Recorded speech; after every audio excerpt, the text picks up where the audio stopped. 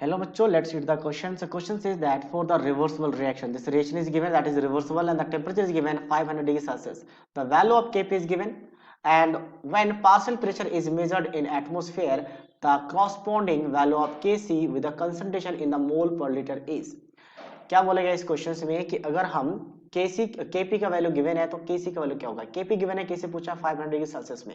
सबसे पहले मैं बात करूं कि जब रेट ऑफ फॉरवर्ड और rate of backward reversible reactions के लिए फॉरवर्ड और बैकवर्ड का रेट इक्वल हो जाए तो हम कहते हैं ये आपका किस में आ चुका है, एट इक्विलिब्रियम पे।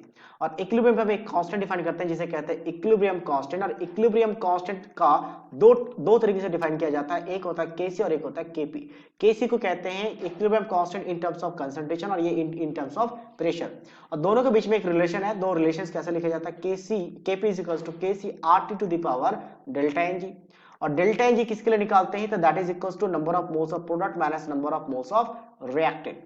तो number of moles of product और रिएक्टेंट लिखते हैं। अब ये गैस जी क्यों लिखा गया, गैसेस के लिए डिफाइन होता है क्योंकि हम प्रेशर डिफाइन कर रहे हैं ना इन टर्म्स ऑफ प्रेशर। तो प्रेशर केमिस्ट्री में सिर्फ गैसेस स्पीसीज के लिए होता है और इसीलिए नंबर ऑफ मोल्स सिर्फ गैसेस के लिए काउंट करेंगे। तो स्टोइकियोमेट्रिक कोएफिशिएंट उसका क्या बन जाता है, नंबर ऑफ मोल्स। तो यहाँ पे 2 आ गया, रिएक्टेंट में 2 3 और 1 4 हो गया क्योंकि सभी गैसेस है। तो डेल्टा एनजी आ गया -2 रखते हैं वैल्यू। तो केसी निकालना है तो केपी इज इक्वल्स टू केसी और आरटी। तो आरटी टू द पावर कितना आ जाएगा यहाँ पे -2।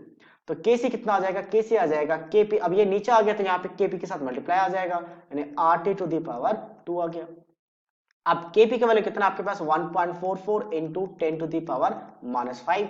आर का वैल्यू क्या होता है 0.0821 होता है, बट यहाँ पे ऑप्शन में दिख रहा है 1 नहीं लिखा था, हम यहीं तक लिखेंगे।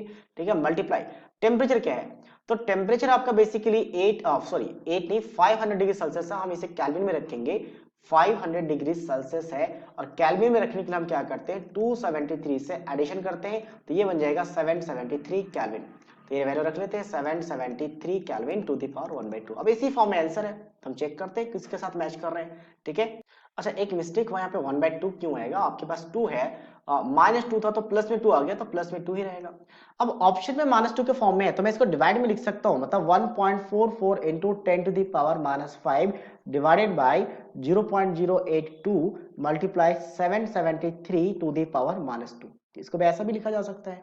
तो अगर मैं अब ऑप्शन की बात करूं किस ऑप्शन के साथ मैच कर रहे हैं, डिवाइड में होगा तो क्या होगा 500 तो नहीं होगा, पॉजिटिव नहीं होगा। ठीक है, ये कट हो चुका है। यहाँ पे देखिए तो आप -2 यस एग्जैक्टली मैच कर, बट 8.3 नहीं होगा 0.082 होगा। तो option D, only option D is the correct answer of this question. So I hope you understood it well. All the best.